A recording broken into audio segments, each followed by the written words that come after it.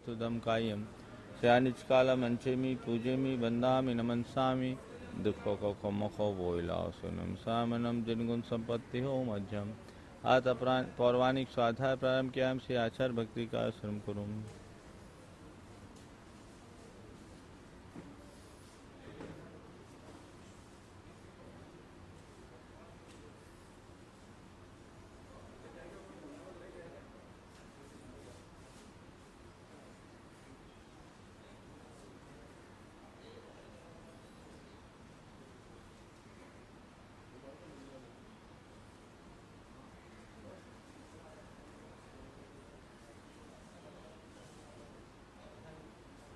मंदिर से लिया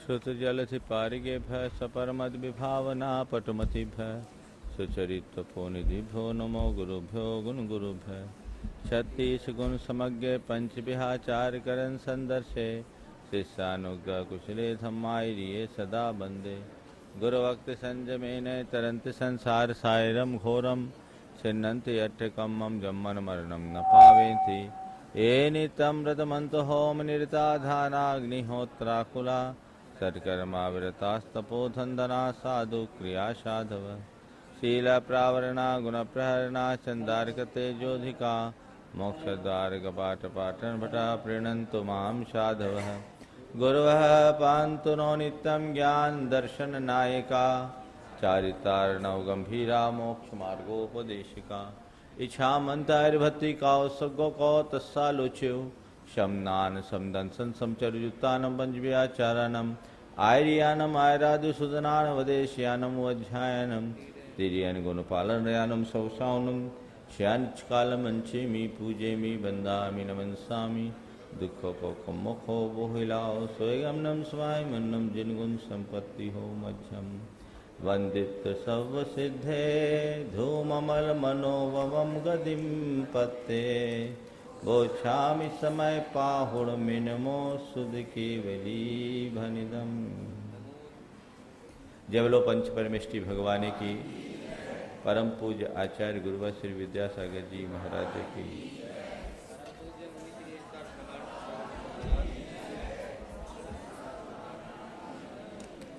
विगत प्रसंग में ये बात उभर के आई थी कि आत्मज्ञान ही सबसे बड़ा ज्ञान है। भैया इसको थोड़ा कम करो।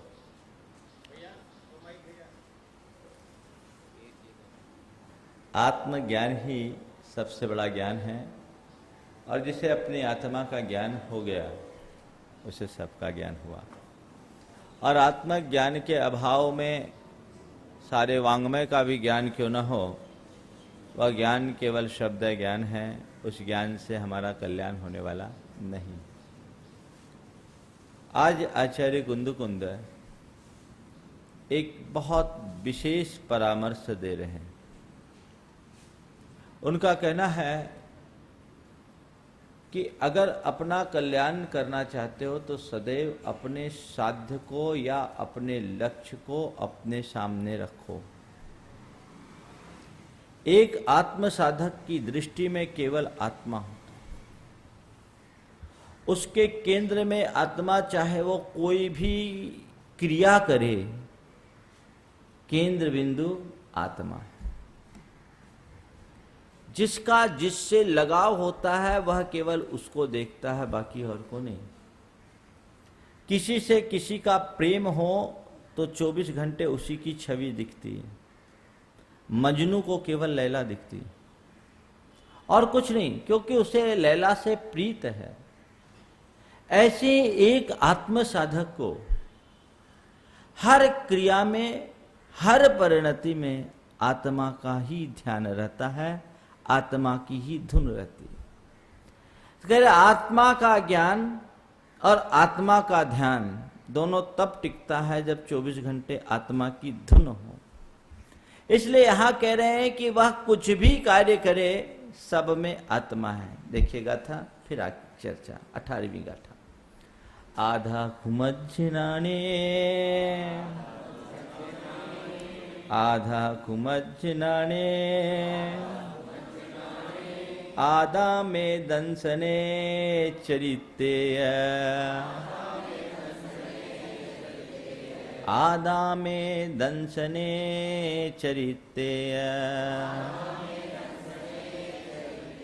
आदा पच्चक खाने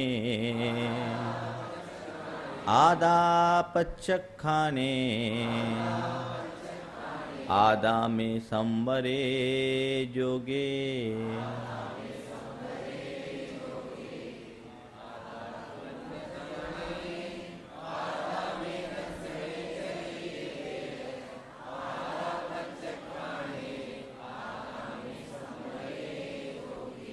एक ज्ञानी की धुन क्या, ज्ञानी का विचार क्या। मैं आदा खू मज्झ नाने, मेरी आत्मा मेरे ज्ञान में आत्मा है। आदा में दंसने, मेरे दर्शन में आत्मा है। चरित्र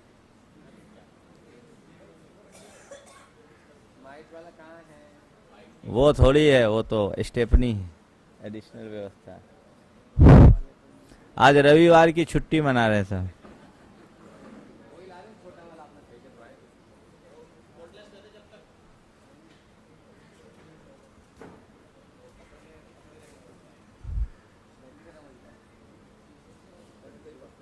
यहाँ तो ठीक है।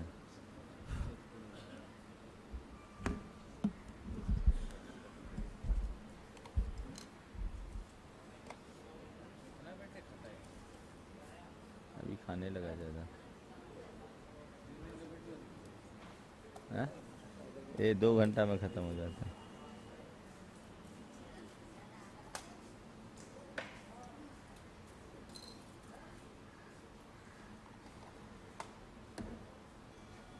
ढक्कन लगा, ढक्कन।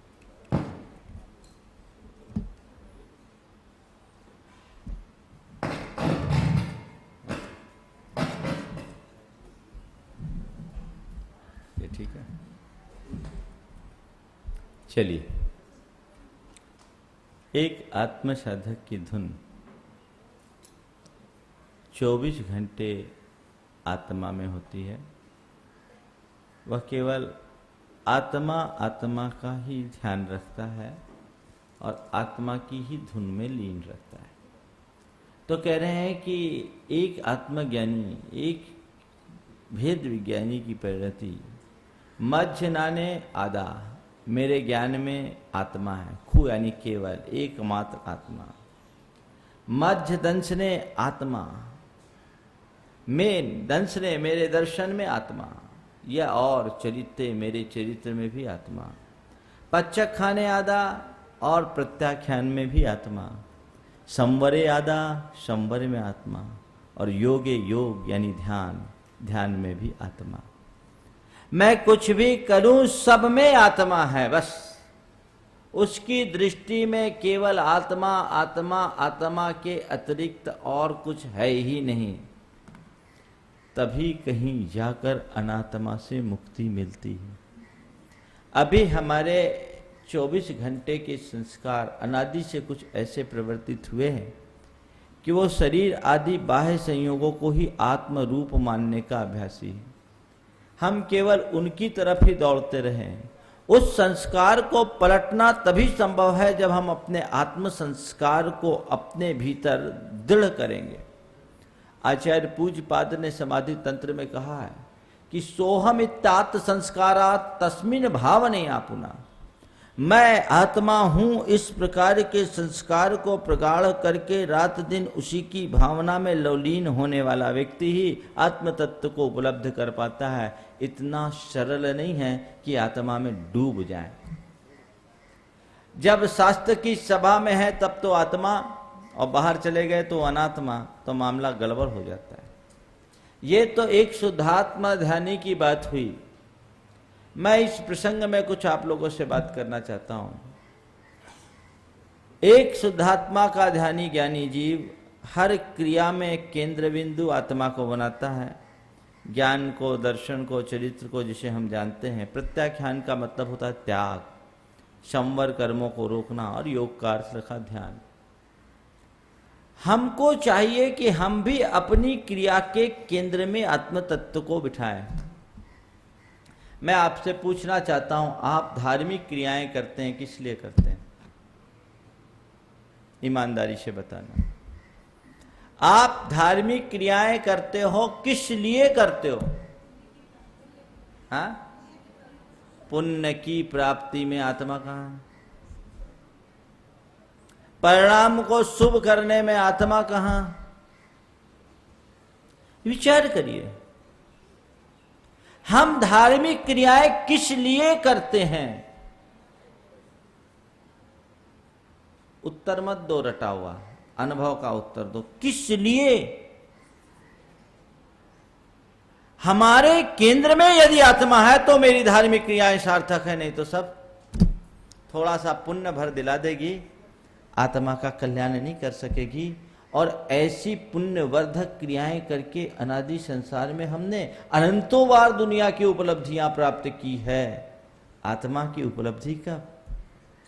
निश्चित, जो मैंने पिछले दिनों कहा कि व्यवहार की क्रियाएं हमारे निश्चय में साधन हैं, लेकिन कब? जब केंद्र में आत्मा होगा तब। आत्म तत्व को भूल जाओ तो क्या होगा? किसी आदमी ने बहुत सुंदर खत लिखा, सुनहले अक्षरों से लिफाफे में डाल दिया, पोस्ट भी कर दिया, और एड्रेस नहीं लिखा, पत्र कहां पूछेगा?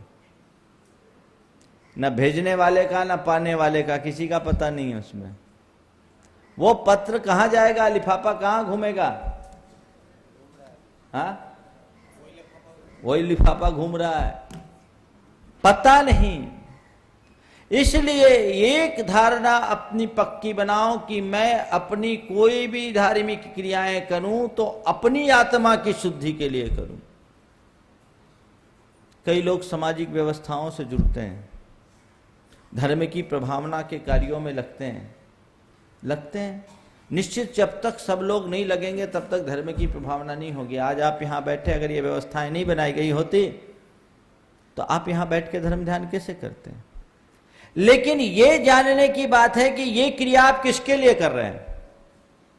समाज के लिए कर रहे हैं, अपनी रेपुटेशन बनाने के लिए कर रहे हैं, अपना प्रभाव जमाने के लिए कर रहे हैं, अपनी प्रतिष्ठा बढ़ाने के लिए कर रहे हैं, कि अपनी आत्मा के भले के लिए कर रहे हैं?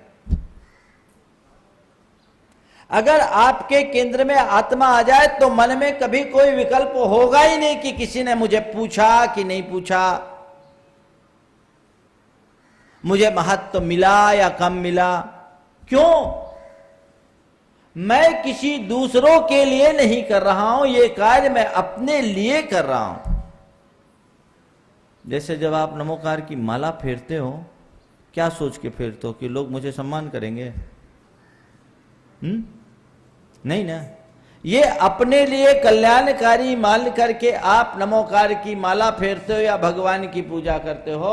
ऐसी धर्म प्रभावना का या कोई सामाजिक कार्य कभी भी करने का मौका है तो ये मानो कि मैं अपने लिए कर रहा हूं, अपने आत्मा के कल्याण के लिए कर रहा हूं। इसमें मैं अपना जो कुछ भी बेहतर है वो अर्पित कर सकूंगा, उत्कृष्ट अर्पित करूंगा बस, और उसमें मुझे जो मिलना है मिल जाएगा। बाकी दूसरों से मुझे कोई मतलब नहीं।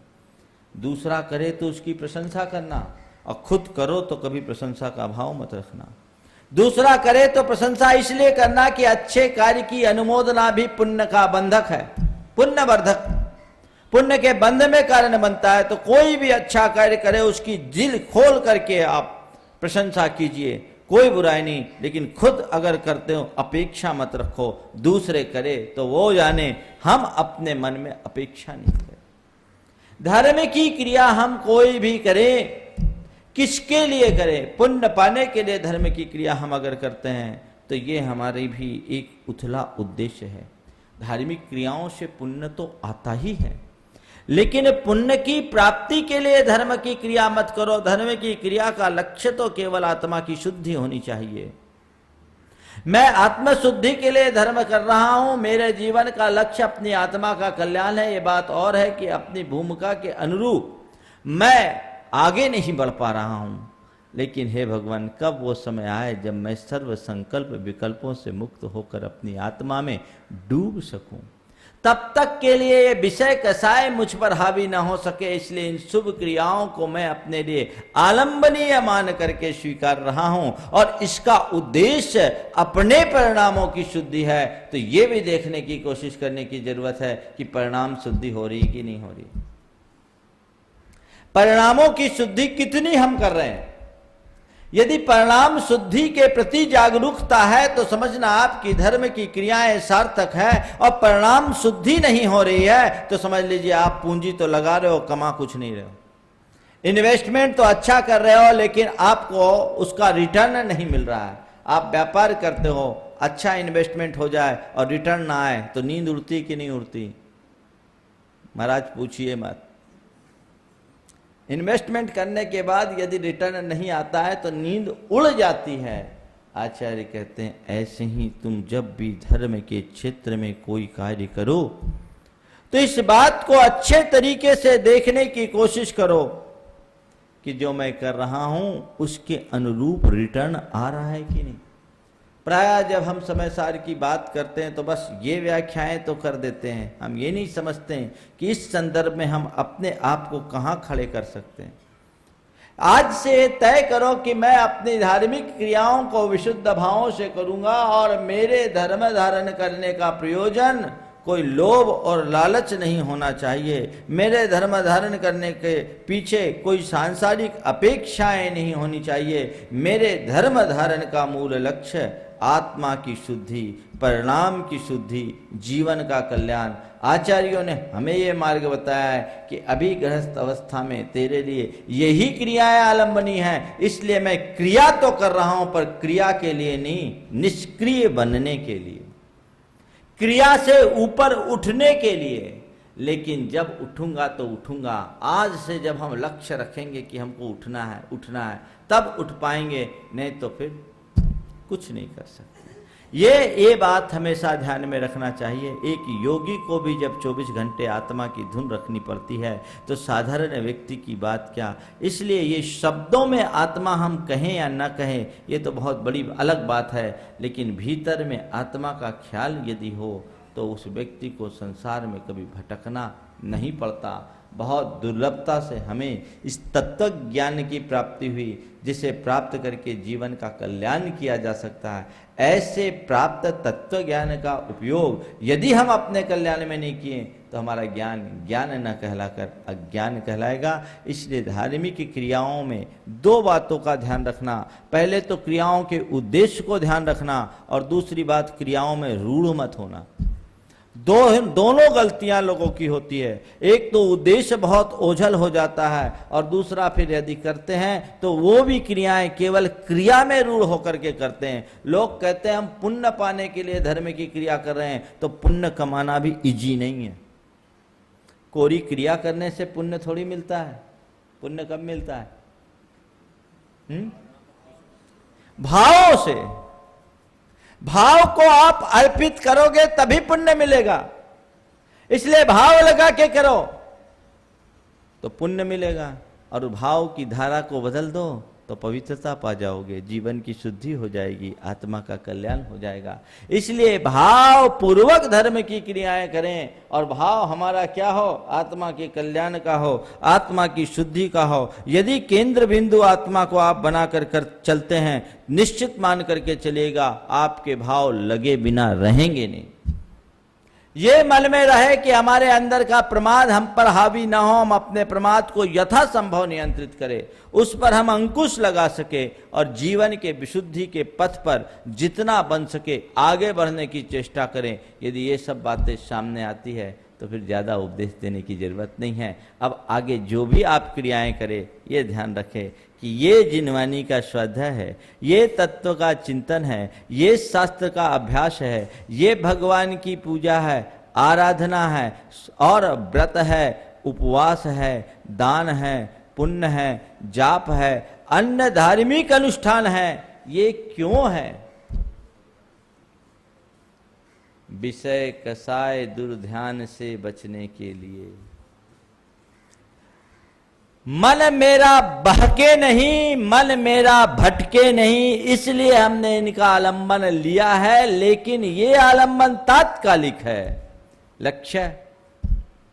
जब तक मैं आत्मा की प्राप्ति न कर लूं तब तक मेरे लिए केवल इनका ही आलंबन श्रेयस्कर है। ऐसा मान करके जो आगे बढ़ते हैं उनको कभी कठिनाई नहीं आती। चलिए इसकी टीका देखें। आदा शुद्धात्मा खुस्फुटम मध्य मम भवति क्व विषये नाने आदा में दंसने चरितेय आदा पच्चखाने आदा में संवरे जोगे सम्यक दर्शन ज्ञान चारित्र प्रत्याख्यान संवर योग भावना विषय। मेरी आत्मा कहाँ है? सम्यक ज्ञान में है, सम्यक दर्शन में है, सम्यक चारित्र में है, प्रत्याख्यान में है, संवर में है और योग यानी ध्यान। इन सब में क्या है? आत्मा है। मतलब मैं कुछ भी कर रहा हूँ तो मेरा धुन केवल एक ही है, आत्मा। योगे को अर्थ है, योग का अर्थ क्या लिए यहाँ? निर्विकल्प समाधौ परम सामायिके परम ध्याने च इति एको भाव है। यहाँ योग का अर्थ विकल्प रहित समाधि, निर्विकल्प समाधि रूप जो परम सामायिक परम ध्यान है उसका नाम योग है। और भोगाकांक्षा निदान सल्लादि भाव रहते शुद्धात्मनि ध्याते सर्वम सम्यक ज्ञानादिकम लभ्यते इत्यर्थ। और दूसरा अर्थ लिया कि इनका योग होने पर सब प्राप्त हो जाता है। क्या? भोगाकांक्षा निदान बंध और सल्लादि के भाव से रहित होकर शुद्धात्मा का ध्यान करने पर सम्यक ज्ञान आदि सब प्राप्त हो जाता है। जहाँ आत्मा है वहाँ सब है। तीन चीजें आई हैं, भोगाकांक्षा, निदान बंध और सल्ल। इसको समझिए। धार्मिक क्रियाओं में ये तीनों चीजें बाधक है। भोगाकांक्षा अर्थात लौकिक अपेक्षाओं से भरकर यदि आप भगवान की पूजा आराधना या कोई धार्मिक क्रियाएं करते हैं तो इससे क्या होता है? पुण्य मिलता जरूर है पर उसमें बट्टा लग जाता है, शुद्ध पुण्य नहीं मिलता। ये पुण्य को निरतिशय बना देता है। एक ज्ञानी के पुण्य में और एक अज्ञानी के पुण्य में इतना ही अंतर होता है। क्रियाएं दोनों करते हैं, हो सकता है ज्ञानी की अपेक्षा अज्ञानी ज्यादा लौलीन होकर के पुण्य की क्रिया करे, लेकिन उसके भीतर की भौतिक आकांक्षाएं उसके पुण्य को पतला बना देती या उसमें बट्टा लगा देती, उसको कलंकित कर देती है। वो निरतिशय पुण्य केवल पुण्य स्वरूप रहता है जो कि अपने उदय में व्यक्ति की बुद्धि को भ्रष्ट करके पाप में अनुरक्त करता है और दुर्गति का पात्र बना देता है। दूसरे शब्दों में इसको बोलते हैं पापानुबंधी पुण्य। पापानुबंधी पुण्य यानी ऐसा पुण्य जो अपने उदय में व्यक्ति की बुद्धि को बिगाड़ दे, उसकी सोच को विकृत कर दे, उसे भोगों में आसक्त कर दे और एक दिन दुर्गति का पात्र बना दे। सद्दाम हुसैन, बिन लादेन और वीरप्पन जैसे का पुण्य था तभी ये प्रभाव था, लेकिन कौन सा पुण्य था? वो अपने इस प्रभाव का प्रयोग यदि रचनात्मक दिशा में लिए होते तो आज दुनिया में पूजे जाते हैं, लेकिन उल्टा पुण्य था। भोगाकांक्षा से रहित होकर के रावण ने भगवान शांतिनाथ के जिनालय में कितनी एकाग्रता से 8 दिन तक का अनुष्ठान किया। रविसेन आचार्य ने लिखा है कि यदि वो इतनी एकाग्रता आत्मा के लिए किया होता तो शुक्ल ध्यान हो जाता, केवल ज्ञान हो जाता, लेकिन किस लिए किया? बहुरूपनी विद्या की सिद्धि के, सांसारिक अपेक्षा को लेकर के किया। उसकी बुद्धि सुलटी नहीं, किया भगवान की आराधना, लेकिन याचना किसकी की? संसार की। रावण का हाल हम सबको पता है। अपने जीवन में भी जब कोई ऐसे अनिष्ट प्रसंग आते हैं और तुम्हारा मन दोलायमान होता, उस समय सोचो तुम क्या कर रहे हो। भगवान के चरणों में जाने के बाद भौतिक आकांक्षाएं रखना ठीक वैसा ही है जैसे पेड़ के नीचे जाकर छाया मांगना। बट के वृक्ष के नीचे आ गए, अब छाया मांगने की जरूरत क्या है? छाया तो स्वतः बरसेगी। एक सम्यक दृष्टि इस बात को जानता है कि भगवान, हमने आपसे एक ही पाठ पढ़ा है कि इष्टानिष्ट संयोग वियोग शुभाशुभ कर्म का परिणाम है। और ये संयोग वियोग या अनुकूल प्रतिकूल परिस्थितियां मेरी आत्मा का कुछ बिगाड़ करने वाली नहीं है। ये सब औदैहिक भाव है, कर्मोदय से आए हैं और कर्मोदय आज तक टिकाऊ नहीं है, चला जाए। भगवान से प्रार्थना करके पूजा करके अपने मन को और मजबूत बनाना सम्यक दृष्टि की पहचान है। भगवान के चरणों में जाकर याचक और भिखारी की तरह गिड़गिड़ाना एक वास्तविक सम्यक दृष्टि की पहचान नहीं। वो भोगाकांक्षा से रहित होता है। आप कभी भी भगवान के चरणों में जाओ केवल इसी भाव से जाओ, और जब आपके मन में ये भाव आ जाएगा तो फिर किसी और के प्रभाव में जाने की जरूरत ही नहीं पड़ेगी। मेरे ऊपर संकट है तो उनके पास चले जाओ, उनको पूज लो, वहां नारियल चला दो, वहां ये अगरबत्ती जला दो, वहां ये दीप जला दो, ये कर लो वो कर लो। ये मन्नत मनौतियां किस लिए? कौन क्या देगा तुम्हें? विचार करो, कौन क्या दे सकता है? कोई किसी को कुछ दे सकता है? तत्व का पक्का विधान है तो तुम यही कहोगे दूसरा केवल निमित्त बन सकता है, बाकी तो सब मेरे उपादान पर निर्भर है। दूसरा निमित्त बन सकता है, निमित्त तो निमित्त है। अगर मेरा पाप का उदय होगा तो सन्निमित्त भी अशुभ फल दे देता है, अमृत भी जहर का काम कर देता है, और पुण्य का उदय होता है तो जहर भी अमृत का काम कर देता है। एक दिन शाम को मैंने बताया था, आज से करीब 30 बरस पहले 82-83 की घटना है, 1984 की। जबलपुर के मेडिकल कॉलेज में एक व्यक्ति जिसके पूरे शरीर में बहुत घाव हो गए और एकदम गहरा इन्फेक्शन, बदबू आने लगे, शरीर में कीड़े पड़ गए। घर वालों ने उसे ऐसे ही छोड़ दिया, लावारिस छोड़ दिया। चिकित्सा की गई, कोई काम नहीं। कहते हैं कि किसी ने यह सोच करके कि इससे पिंड छुड़ाए, मर्सी डेट की दृष्टि से उसको जहर का इंजेक्शन दे दिया, ये आदमी मर जाए, काम खत्म। और कहते हैं विषम विषस्य औषधम, कभी कभी जहर ही जहर को काट देता है। वो जहर का इंजेक्शन उसके लिए अमृत बन गया, अंदर के सारे कीड़े मर गए, वो आदमी ठीक हो गया। अब बोलिए इसको क्या कहेंगे? समझे कर्म के सिद्धांत को। इसलिए अपनी भोगाकांक्षा की मनोवृत्ति को शमित करे, शांत करे, जीवन का कल्याण तभी होगा। यद्यपि सम्यक दृष्टि के मन में यदा कदा ऐसे भाव आ जाते हैं, लेकिन ये भाव सब हमारे लिए बाधक हैं, आत्मा की उन्नति में बाधक हैं। इसलिए जैसे ये भाव उत्पन्न हो उसको शमित करने का प्रयास करें। इन बातों से इनकी पुष्टि ना करे, इन बातों से इनकी पुष्टि न करे कि देखो उन्होंने तो किया, भोगाकांक्षा निदान तो सम्यक दृष्टि में पाया जाता है, ऐसा कर ले तो क्या होगा? कुछ हो या ना हो, आकुलता तो होगी। जब तेरे पास निराकुल होकर जीने का मार्ग है तो आकुलता के मार्ग में पागल क्यों हो रहे हो? निश्चित मेरी इन बातों को सुनकर लोग कुछ पुराणों का हवाला दे सकते हैं कि पुराणों में उनने अपने पुत्र की प्राप्ति के लिए भगवान की पूजा की, और धन की प्राप्ति के लिए भगवान की पूजा की, एक अच्छे वर की प्राप्ति के लिए भगवान की पूजा की। अरे इन्हीं सब के लिए पूजा की। मैं मानता हूँ भगवान की पूजा से ये सब चीज़ें प्राप्त नहीं होती, ये तो अपने पुण्य से प्राप्त होती है। तो फिर पूजा क्यों करते? पूजा करने से पुण्य बढ़ता है। जब सब चीज़ें पुण्य से प्राप्त होती तो सीधे पूजा करके पुण्य बढ़ा लो, अपने आप प्राप्त हो जाएगी। ऐसा मांगने से क्या होगा?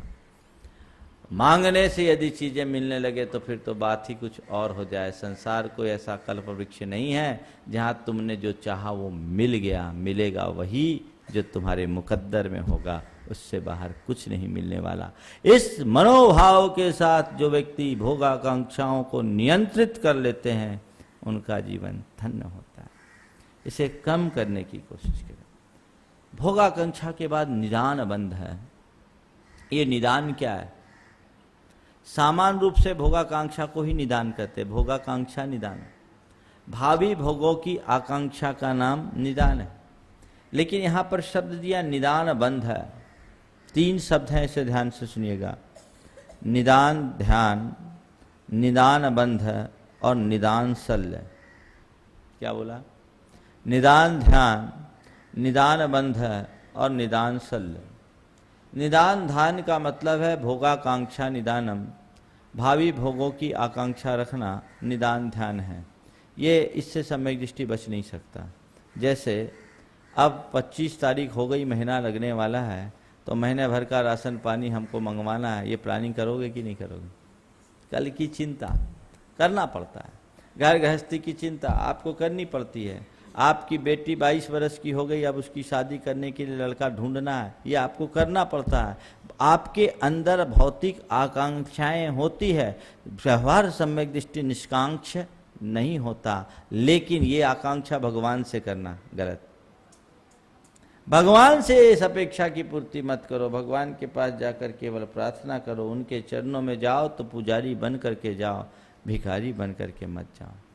अपने लेवल पर इनके विषय में विचार करो, ये इतने में कोई दिक्कत नहीं, लेकिन ये भविष्य के विषय में सोचना निदान है, और भविष्य के चक्कर में उलझ जाना निदान बंध है।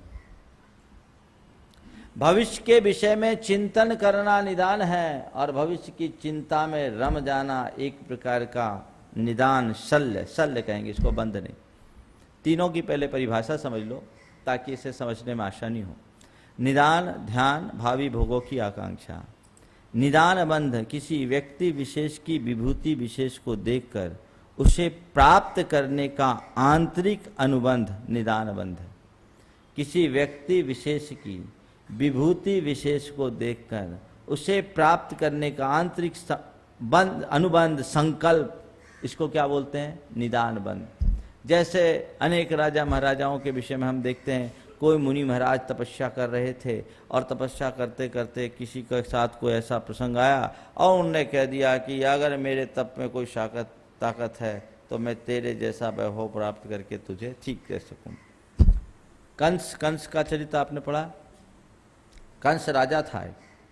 कंस के पूर्व भाव में वो एक वशिष्ठ नाम के मुनि थे, वशिष्ठ नाम के, और मथुरा में तपस्या किया करते थे। देखो निदान बंध कैसे हो जाता हूं मैं आपको बता रहा हूं। मथुरा में तपस्या किया करते थे, मासोपवासी मुनि थे, वशिष्ठ मुनि नाम था उनका। और एक दिन वो आहारचर्या को निकले। मथुरा का राजा उग्रसेन उनका अनन्य भक्त था, और उसने पूरे नगर में कह रखा था कि महाराज आएंगे तो उनका आहार मेरे यहाँ होगा, तुम लोग कोई नहीं पड़गाना। ऐसा गड़बड़ आप लोग भी कभी कभी कर देते हो, दूसरे को लगाने ही नहीं देते हो, देखना उसका नतीजा क्या आएगा। मेरे यहाँ आहार हो, भाव उसके अच्छे थे लेकिन बर्ताव ठीक नहीं था। महाराज जी आहार को निकले, कोई श्रावक राजज्ञा के कारण महाराज का परगाहन नहीं कर सका, और इधर उसके यहाँ एक हाथी बिदक गया। राजा उग्रसेन उस हाथी को संभालने में लग गया। महाराज आए, पूरे नगर की फेरी करके चले गए, उनको आहार का लाभ नहीं हुआ। 1 माह के उपवास के बाद आए थे, दोबारा फिर 1 महीने का उपवास हो गया। दोबारा 1 माह का पुनः उपवास हो गया। लोगों को बहुत तकलीफ हुई, पर क्या करें, राजा के आगे किसकी चल सकती। 1 माह माने 2 माह होने के बाद फिर से महाराज आए, और अब की बार उसके यहां आग लग गई। राजा फिर उलझ गया, महाराज का आहार नहीं हुआ, निराहार लौट गए। तीसरी बार जब फिर महाराज आए तो राजा फिर किसी राजकाज में उलझ गया, और महाराज को आहार का लाभ नहीं हुआ। महाराज साम भाव से लौट रहे थे कि अब पूरे नगर में खुसर फुसर चालू हो गई, और लोगों के बर्दाश्त से बाहर हो गया। लोग आपस में खुसर पुसर करना शुरू कर दे कि राजा तो लगता है कि महाराज को मार डालना चाहता है, न खुद आहार देता है न किसी को देने देता है। 3 महीने हो गए महाराज के उपवास के, ये क्या कर रहा है? ये शब्द मुनिराज के कान में पड़े, और समताधारी होने के बाद भी ये शब्द पड़े तो उनके हृदय को बीत गए, उनके अंदर की क्षमता खंडित हो गई, और मन में क्रोध आया। बोला अच्छा, राजा अपने राज्य पने का अभिमान करता है और मेरे साथ ऐसा बदसलूकी करता है। ठीक है, यदि मेरे तपोबल में सामर्थ्य होगी तो मैं अपने तपोबल के प्रभाव से उसका बदला जरूर लूंगा। निदान बंध।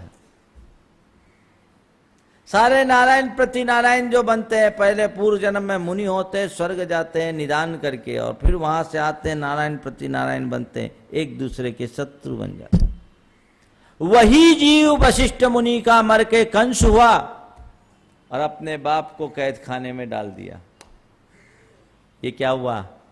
निदान बंध है। तो इसकी परिभाषा किसी व्यक्ति विशेष की विभूति विशेष को देखकर उसे पाने का अनुबंध करना, संकल्प करना, या किसी से किसी प्रकार की बदले या प्रतिशोध की भावना में कुछ विभूति विशेष को प्राप्त करना, ये सब निदान बंध है। ठीक है। और निदान शल्य, भावी भोगों की आकांक्षा में उलझ जाना, रात दिन उसी के चिंता में दत्त चित्त रहना। क्या बोला? भावी भोगों की आकांक्षा में उलझ जाना, रात दिन उसी के चिंतन में दत्त चित्त रहना। समझ में आया तीनों का अंतर?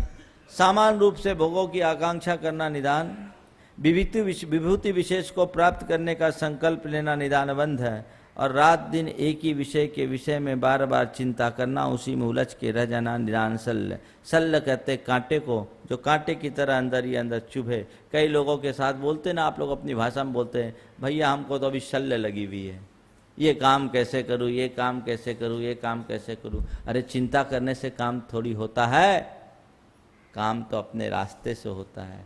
इसलिए कभी भी कोई समस्या आए, चिंता मत करो, उस समस्या से ऊपर उठने का रास्ता देखो, उसके विषय में चिंतन करो कि हम कैसे इससे आगे बढ़ें। चिंता तो खुद समस्या है, उससे कोई समाधान मिलने वाला नहीं है। जो तत्व ज्ञानी वो जानता है कि ठीक है, कोई परिस्थितियां ऐसी बनी है तो कर्म के उदय में बनी है, अब ठीक है, इसका रास्ता देखा जाए कि इसे हम पार कैसे करें, उलझने से क्या होगा। ये मत सोचना कि सम्यक दृष्टि तो ऐसा होता है कि कर्म के उदय पर भरोसा रखता है और कोई उद्यम नहीं करता, ऐसा नहीं है। सम्यक दृष्टि उद्यम करता, उद्विग्न नहीं होता। क्या बोला?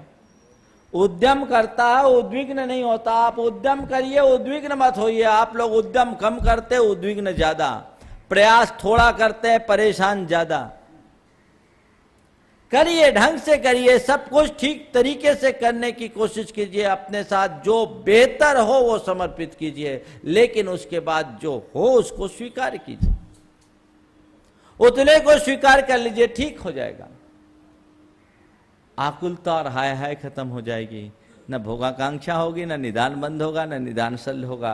तो ऐसे भोगाकांक्षा, निदान बंध और शल्यादि भाव से रहित शुद्ध आत्मा के ध्यान में, वो तो बहुत हाइट की बात हो गई। हम अपने लेवल पर तो कम से कम अपने अंदर के ऐसे आकुलता व्याकुलता को, अंदर के संकल्प विकल्प को तो शांत कर सकते हैं। और जैसे ये सब कम किए, हमारे अंदर का टेंशन विदा। आज सब टेंशन के शिकार। इसी कारण ये तत्व ज्ञान हमें वहां संभालेगा। लोग बोलते हैं महाराज क्या होगा स्वाध्याय करने से? बिल्कुल ठीक है, अगर क्या होगा स्वाध्याय करने से ये धारणा है तो कुछ नहीं होगा, और अगर स्वाध्याय को जीवन में उतारोगे तो स्वाध्याय से जो कुछ होगा और किसी से नहीं होगा। ज्ञान एक बहुत बड़ा साधन है हमारे परिणामों को संभालने का, इसके अलावा कोई दूसरा साधन नहीं है। आगे देखिए। एवं शुद्ध नय व्याख्यान मुख्यत्वेन प्रथम स्थले गाथा त्रयम गतम। इस प्रकार शुद्ध नय के व्याख्यान की मुख्यता से 3 गाथाएं गई। इत ऊर्ध्वम भेदा भेद रत्नत्रय मुख्यत्वेन गाथा त्रयम कथ्यते। अब आगे भेदा भेद रत्नत्रय की प्रमुखता से 3 गाथाओं की चर्चा होती। दंसननानि चरितानि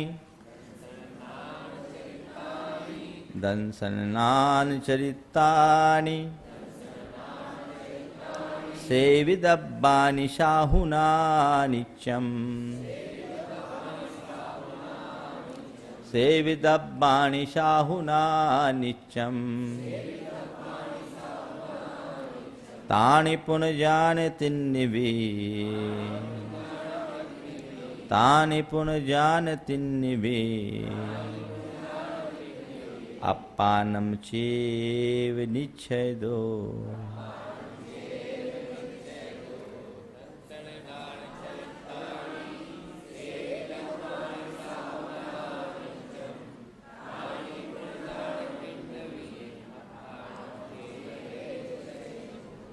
साहुना साधुओं के द्वारा दंसन नान चरित्रानी दर्शन ज्ञान और चारित्र नित्यम सेवितापानी नित्य ही सेवन करने योग्य है, आश्रय लेने योग्य है, क्योंकि साधु की साधुता दर्शन ज्ञान चारित्र की पूर्णता से ही होती है। दर्शन ज्ञान चारित्र जब तक नहीं है तब तक साधु साधु नहीं है, क्योंकि रत्नत्रय ही साधु का प्राण है, साधुत्व का आधार है। इसलिए यहाँ आचार्य कह रहे हैं साहुना साधुओं के द्वारा दर्शन ज्ञान चारित्र का नित्य आराधन करना चाहिए, नित्य आश्रय लेना चाहिए। ये भेद रत्नत्रय की बात है। जब प्रवृत्ति में रहो तो दर्शन ज्ञान और चारित्र में लवलीन हो जाओ और निच्छेदो निश्चय से देखा जाए तो तानी तिन्न भी अपानम जान, लेकिन पूर्ण और निश्चय से निश्चय दो तानी तिन्न भी वे तीनों अपानम चेव जान, आत्मा को ही जानो, क्योंकि दर्शन ज्ञान और चारित्र तीनों आत्म स्वरूप है। अभेद की दृष्टि से देखा जाए तो आत्मा ही दर्शन है, आत्मा ही ज्ञान है, आत्मा ही चारित्र है। इसलिए वो एकाकार स्वरूप में जब लवलीन हो जाते हैं तब केवल निर्विकल्प आत्मा रहती है, और ऊपर जब देखते हैं तो व्यवहार रत्नत्रय होता है। इस प्रकार व्यवहार और निश्चय दोनों के आलंबन लेने की बात आचार्य कुंद कुंद ने बड़े समन्वित ढंग से इस गाथा में की। सीधे सीधे सीधे सीधे आत्मा नहीं हो सकती। पहले व्यवहार लोगे तब व्यवहार का आश्रय लोगे तभी निश्चय को प्राप्त कर सकोगे। व्यवहार का आलंबन लिए बिना निश्चय की प्राप्ति न भूतो न भविष्यति। तो दर्शन ज्ञान चारित्र का आलंबन रत्नत्रय धारण कर मुनि प्राप्त करते हैं, और वे मुनि ही जब अपनी आत्मा में डूबते हैं तो निश्चय रत्नत्रय के अधिकारी होते हैं। आप भी भावना भाव कि कब मेरे जीवन में वो प्रसंग आए कि मैं उस परम रत्नत्रय को धारण करके अपनी आत्मा का कल्याण कर सकूं, लेकिन जब तक वैसा न कर सकूं कम से कम रत्नत्रय धारियों का अनुरागी तो बन जाऊं, रत्नत्रयधारी की सेवा तो कर लूं। एक सम्यक दृष्टि की पहचान होती है, जो जिसे पाना चाहता है हमेशा उसका प्रशंसक होता है और उसके पीछे लगता है। यदि आप रत्नत्रय से प्रेम रखते हैं, रत्नत्रय को पाना चाहते हो, तो निश्चित रूप से रत्नत्रयधारी के प्रति अनुराग होना चाहिए। यदि आप रत्नत्रयधारी के प्रति अनुराग नहीं रखते तो तय मान करके चलना, अभी भीतर से रत्नत्रय के कोई भूमिका नहीं बनी। ये एक सम्यक दृष्टि की पहचान है सच्चे देव शास्त्र गुरु का। वह परम अनुरागी, अनुरागी क्या दीवाना होता है, उनके लिए सर्वस्व अर्पित करने के लिए तत्पर और तैयार हो जाता है। ये पहचान क्यों? यहाँ हम व्यक्ति की पूजा नहीं करते, गुण की पूजा करते हैं। वह गुण जो लोक दुर्लभ गुण है, जो संसार में अन्यत्र कहीं उपलब्ध नहीं होने वाला, ऐसे रत्नों से भी कीमती ये रत्नत्रय की निधि जो दिगंबर मुद्रा को धारण करने के बाद ही होती है, वो अपने आप में दुर्लभ। और आचार्य कुंद कुंद ने कहा ऐसे रत्नत्रय के धारी यथाजात रूप को धारण करने वाले मुनियों की अगर तुमने अवमानना की तो समझ लेना तुमने अपने मोक्ष मार्ग की ही अवमानना कर दी। सहजुपन्नम रूपम दठून जो न मन नये मच्छरियो सो संजम पड़िवन्नो मिच्छा इट्ठी हवदियेसो। यथाजात रूप को धारण करने वाले मुनिराजों की इस निर्विकार स्वरूप को देखकर जो अपनी पूरी निर्दोष चर्या का पालन करते हैं, उसके बाद भी मात्सर्य से प्रेरित होकर उनकी मान्यता नहीं रखता, सो संयम परिवन्नो, वो संयम का प्रतिपक्षी है, शत्रु है। मिच्छा इट्ठी हवदियेसो, वह तो मिथ्या दृष्टि टाइटल दे दिया। तो ये रत्नत्रय कब पा पाओगे? जब रत्नत्रय की भावना भाओगे। और रत्नत्रय की भावना को बल कब मिलेगा? जब रत्नत्रयधारी के संसर्ग में रहोगे, तब आपको ये बाहर का रत्नत्रय मिलेगा। और बाहरी रत्नत्रय मिलेगा तभी भीतर के रत्नत्रय को प्रकट कर सकोगे। एक दिन आचार्य श्री ने कहा था कि गुरु केवल बाहरी रत्नत्रय दे सकते हैं, भीतरी रत्नत्रय तो व्यक्ति को खुद प्रकट करना पड़ता है। गुरु बाहरी रत्नत्रय दे सकते हैं, दीक्षा दे सकते हैं, मुद्रा दे सकते हैं, लेकिन भीतर की परिणति तो खुद प्रकट करनी पड़ेगी। तो उसके लिए उसके अनुरागी बनने की जरूरत है, और जो वैसा अनुरागी बनता है निश्चित तौर पर अपना कल्याण कर लेता है, और जब तक ऐसा अनुराग नहीं तब तक कल्याण की कोई संभावना नहीं। अब आचार्य 2 गाथाओं में एक बहुत सुंदर उदाहरण दे रहे हैं कि तुम्हें जो चाहिए उसकी धुन लगाओ। कैसे ले लूं? आज तो रविवार, आकुलता तो नहीं है। सम्यक दर्शन ज्ञान चारित्राणि सेवितव्यानि साहुना व्यवहार नयन नित्यम सर्वकालम। साधुओं के द्वारा सम्यक दर्शन ज्ञान और चारित्र नित्य सहना सेवन करना चाहिए व्यवहार नय से। तानि पुनर्जानि ही त्रीणि अपि शुद्धात्मानं चेव निश्चयतः शुद्ध निश्चय नेता। शुद्ध निश्चय नय से उन तीनों को शुद्धात्मा ही जाने। अयम अतर्थ पंचेंद्रिय विषय क्रोध कषाय आदि रहित निर्विकल्प समाधि मध्य सम्यक दर्शन ज्ञान चारित्रतयम अस्ति इति। कह रहे पंचेंद्रिय विषय क्रोध कषाय आदि से रहित जो निर्विकल्प समाधि है उनमें जाएं तो रत्नत्रय अपने आप प्राप्त हो जाता है। द्रव्य संग्रह आपने पढ़ा है, द्रव्य संग्रह में इसी गाथा का एक भाव आता है। क्या है? दंसन्नान चरितम मोक्षमग्गोति, यही है ना। दंसन्नान चरितम तत्ति मयो नियम अप्पा। पहला चरण भूल रहा हूं मैं। तत्ति मयो तीनियो अप्पा, ये अपनी आत्मा इन 3 मय ही है। दर्शन ज्ञान चारित्र ये मोक्ष मार्ग है बहवारा, और निश्चय दो तत्ति मयो नियो अप्पा। दंसन नान चरितो मोक्ष मग्गोत्ति बहवारा, और निश्चय दो तत्ति मयो नियो अप्पा। निश्चय से यही 3 रत्नत्रय में ही अपनी आत्मा, उस आत्मा का आश्रय लो, सब प्राप्त हो जाएगा। तो अभी याद आ जाएगी। एक गाथा का एक चरण ध्यान में नहीं आ रहा, अभी आ जाएगा। क्या है देखो, दंसन तीसरे अधिकार में दंसनान चरितान। चलो अचानक चलिए आगे देखते हैं। मोक्ष मग्गोति निश्चय बहवारा निश्चय दो तत्ति मैया नियो अप्पा, ऐसी गाथा। नीचे की लाइन तो याद आ गई मेरे को। दंसनान चरितम मोक्ष मग्गोति। ला दे इधर तो मेरे को देखते हैं। दो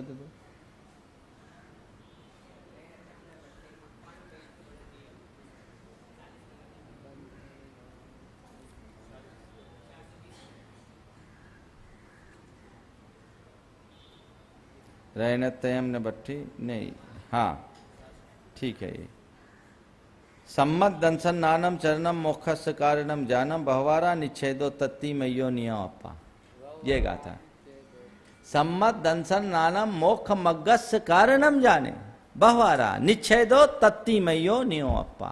ये नीचे का याद था मुझे कि सम्यक दर्शन ज्ञान और चारित्र मोक्ष का कारण है, मोक्ष का मार्ग है। व्यवहार से निश्चय से देखो तो तत्रिकमयी नित्य निज आत्मा ही, यानी आत्मा में डूब जाओ तो ये पूरा का पूरा हो गया। तो ये भावना भाई कि हमारे जीवन में वह व्यवहार रत्नत्रय प्रकट हो, हम मुनि जीवन को अंगीकार कर सके, बहुत अच्छी बात है। अभी नहीं कर सके तो कम से कम अपने जीवन के अंत में मुनि बनकर, आर्यिका बन करके अपनी समाधि का सौभाग्य तो प्राप्त कर सके।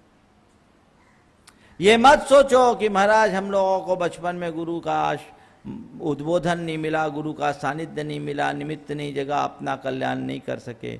जब जागो तभी सवेरा, एक अंतर मुहूर्त की परिणति हो जाए तो केवल ज्ञान हो जाता है। इसलिए लक्ष्य यही रखो कि हम अपना अंत तो समाधि पूर्वक करें, और गुरुओं के संपर्क में रहने से ऐसी प्रेरणा निरंतर प्रबल होती है और लोग अपनी समाधि को धारण कर लेते हैं। अभी मध्य प्रदेश में ऐसे अनेक श्रावक श्राविकाएं हैं जो संलेखना पूर्वक अपना शरीर छोड़ती हैं। सतना में तो एक संलेखना सदन बना हुआ है, बिना मुनियों के सानिध्य के भी वहाँ कुछ श्रावक हैं जो लोगों की संलेखना करा देते हैं। बढ़िया संलेखना, उत्तम। तो ये भाव जगाओगे तब अपनी आत्मा का कल्याण होगा। आगे देखिए, जह नाम को भी पुरुषो, जह नाम को भी पुरुषो रायानम जानिदून सद्दहदी। रायाणं जानिदून सद्दहदी तो तम अनुचरदि पुनो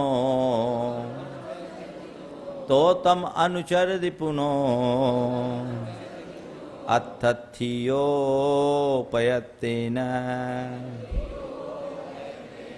अत्थियोपयत्तेन एवं हि जीवराया एवं हि जीवराया ना दब्बो तह सद्दहे दब्बो ना दब्बो तह सद्दहे दब्बो अनुचर दब्बो य पुनो अनुचरि दब्बो य पुनो सोचे वदु मोक्ष कामेन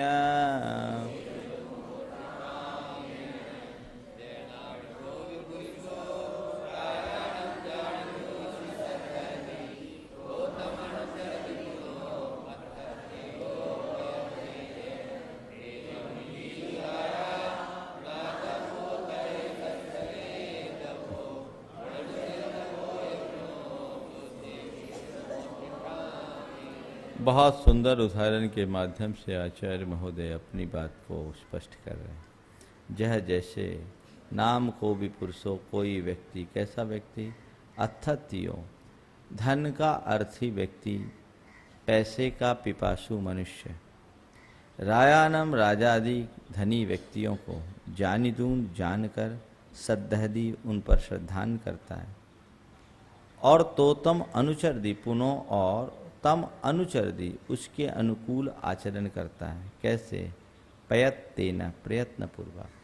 जैसे कोई व्यक्ति धन का आकांक्षी मनुष्य राजा आदि धनी पुरुषों के को जानता है, उसका श्रद्धान करता है, उसके अनुकूल आचरण करता है। एवं ही इसी प्रकार जीवराया जीव रूपी राजा को ना दब्बो जानना चाहिए, सद्दहे दब्बो उसका श्रद्धान करना चाहिए, अनुचर दब्बो अपनो और उसका अनुचरण करना चाहिए। क्यों?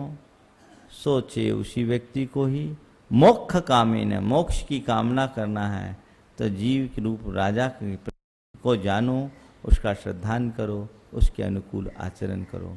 धन का आकांक्षी व्यक्ति धनी राजा आदि के प्रति श्रद्धान करता है, जानता है, अनुकूल आचरण करता है। मोक्ष का आकांक्षी व्यक्ति आत्मा का श्रद्धान करता है, आत्मा को जानता है और उसके अनुकूल आचरण करता है। देखिए, किसी से पैसा चाहिए आपको, कोई बड़ा काम बनाना है, तो राजा आदि के पास व्यक्ति जाता है, इस विश्वास के पास साथ जाता है कि इसके पास जाएंगे मेरा काम हो जाएगा, और उस व्यक्ति के विषय में पूरी जानकारी रखता है कि इस व्यक्ति की क्या हस्ती, क्या हैसियत, कैसा नेचर, क्या विचार, कब कैसा मूड होता है और किस कंडीशन में व्यक्ति को क्या देता है, पूरा जानकारी रखते हैं। और जब आप जाते हैं तो उसके पास उसके हिसाब से बात करते हैं, एकदम अनुकूल वर्तन रखते हैं, ऐसा कुछ भी नहीं करते जिससे सामने वाले का मन बदल जाए, करते हैं। तब जाकर के व्यक्ति अपना काम बना पाता है, होता है, ठीक है, काम बना पाता है। ये तो बाहर की बात हुई कि पैसा चाहिए तो तुम लोग देखो बैंक वालों के कैसे चक्कर लगाते हो, सब सेटिंग गेटिंग होती है। सोचेव इसी प्रकार मोक्ष की कामना हो तो एवं ही जीव राया, इसी प्रकार जीव रूपी राजा को जानो, तुम कौन हो इसे जानो, उसका श्रद्धान करो और उसके अनुकूल आचरण करो। बाहर के राजा को जानोगे तो कुछ पैसा पाओगे, और भीतर के राजा को जानोगे तो सब कुछ पा जाओगे। अंतर इतना ही। वहां केवल धन मिलता है या मोक्ष मिलता है? धन तो जगत जगत सुलभ है, मोक्ष केवल एक ही जगह मिलता है। मोक्ष के लिए इंसान को अपने भीतर ही जाना पड़ेगा, उसके अलावा और कोई दूसरा रास्ता नहीं है। इसलिए इस प्रकार जीव रूपी राजा को जाने, उसका श्रद्धान करे और उसके अनुकूल आचरण करे, तभी मोक्ष की प्राप्ति हो सकती है। इसके बिना मोक्ष की प्राप्ति न भूतो न भविष्यति। इसकी टीका देखें। यथा अहो स्फुटम वा कोपि कश्चित पुरुषः रायानम राजानम जानिदून छत्र चामारादि राज चिन्ह ज्ञात्वा, जैसे कोई व्यक्ति राजा को उसके छत्र चमर आदि राज चिन्हों से जानकर सद्धि श्रद्धत्ते अयमेव राजा इति निश्चिनोति, ये राजा है ऐसा पक्का निश्चय कर लेता, तो ततो ज्ञान श्रद्धान अनंतरम, फिर उस ज्ञान और श्रद्धान के बाद तम राजानम, उस राजा को अनुचरती आश्रयती आराधयती, उस राजा के अनुचरण करता, उसका आश्रय लेता, आराधना करता। कथम भूत सन, कैसा करता हुआ, कहते अर्थतियो अर्थार्थिको जीवितार्थी, धन पैसे का इच्छुक या जीवन का इच्छुक होने के कारण। कैसे करता, प्रयत्न सर्व तात्पर्य, पूरी ताकत लगाकर, पूर्ण निष्ठा से, पूरे प्रयास से। दृष्टांत गाथा गता, ये तो उदाहरण की बात हुई। एवं अनेन प्रकारेण ही स्फुटम जीवराया शुद्ध जीवराजो नादब्बो निर्विकार स्वसंवेदन ज्ञानेन ज्ञातव्य, इसी प्रकार जीव रूपी राजा को भी निर्विकार स्वसंवेदन ज्ञान के द्वारा जानना चाहिए।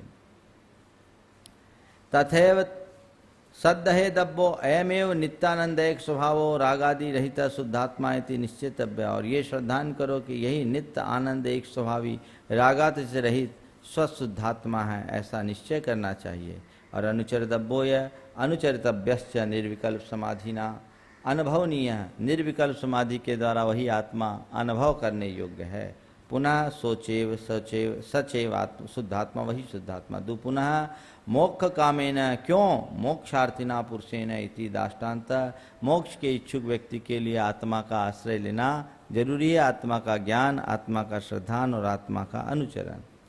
अयम इदम अत्र तात्पर्यम, इसका यह तात्पर्य है कि भेदा भेद रत्नत्रय भावना रूपया परमात्म चिंतिया एव पूर्यते अस्माकं किम विशेषेण शुभाशुभ रूप विकल्प जालेन इति। भाई सार की बात तो यह है कि तुम्हारे जीवन का प्रयोजन भेदा भेद रत्नत्रय की भावना रूप परमात्मा के चिंतन से ही पूर्ण होता है, बाकी शुभाशुभ विकल्प जाल से कुछ नहीं होने वाला। इस प्रकार भेदा भेद रत्नत्रय व्याख्यान मुख्यतया गाथात्रयम द्वितीय स्थले गतम, इस प्रकार 3 गाथाओं से ये प्रकरण पूरा हुआ। समय भी आप सबका पूरा हो गया, आप लोगों ने बहुत आनंद से सुना। अगले रविवार से ये स्वाध्याय का जो क्रम है 7:30 बजे से रहेगा। 6:45 बजे कई लोगों को कहना है कि महाराज हड़बड़ी हो जाती है, एक दिन अच्छे ठाठ से पूजा पाठ करके आओ। 6:45 की जगह 7:30 से 8:30 ये जैसे चलता है वैसे चलेगा, ताकि कोई आकुलता किसी को नहीं है। इसलिए अब रविवार को जब भी आप आएंगे 7:30 बजे के हिसाब से आएंगे।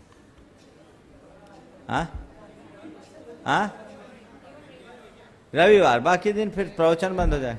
बाकी तो हमारा और टाइम लग जाता है, लोग भी आराम से आते हैं। ठीक है, इतना ही रखें। चलिए अनुवाद। विज्ञान में चरण में दृग संबरों में और प्रत्याख्यान गुण में लसता गुरों में शुद्धात्म की परम पावन भावना का है पाक मात्र सुख है दुख वासना का साधु चरित्र दिग्बोध समेत पाले आत्मा उन्हें समझ आत्म गीत गाले ज्ञानी नितांत निज में निज को निहारे तो अंत में गुण अनंत अवश्य धारे जो निर्धनी धन की कर खोज पाता आस्था धनार्थ उसमें फिर है जमाता ले मात्र एक धुन वो धन की सदैवा पश्चात सहर्ष उसकी करता सुसेवा भाई इसी तरह आत्म गवेश ना हो श्रद्धा समेत उसको फिर देखना हो चारित्र भी तदनुसार सुधारना हो ध्यातव्य मात्र मन में शिव कामना हो।